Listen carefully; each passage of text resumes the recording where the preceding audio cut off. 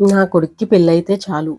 కట్న కానుకలు ఏమీ అవసరం లేదు. వాళ్ళిద్దరూ హ్యాపీగా ఉంటే చాలు. నా దగ్గరైతే స్టార్ట్ అవుతదండి డ్రామా.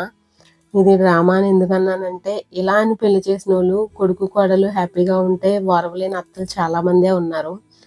కొడుకు, కోడలు హ్యాపీగా ఉంటే ఆళ్ళకి ఎక్కడ లేని జ్వరాలు, రోగాలు అన్నీ వచ్చేస్తా ఉంటాయన్నమాట. ఇవి నేను చూసానండి. చూసాను కాబట్టే చెప్తున్నాను. ఇటువంటి వాళ్ళైతే చాలా మందే ఉన్నారు. కాకపోతే వాళ్ళు తెలుసుకోలేనిది ఏంటంటే, తన కొడుకుతో లైఫ్ లాంగ్ ఉండేది కోడలు తప్ప నేను కాదు కదా అని చెప్పి వాళ్ళైతే తెలుసుకోవాలి. అలా తెలుసుకోకుండా ఏదో గొడవలు పెట్టేస్తున్నాం, గొడవలు అయిపోతున్నాయి అని చెప్పి హ్యాపీగా ఫీల్ అయ్యే వాళ్ళు కూడా చాలామందే ఉన్నారు.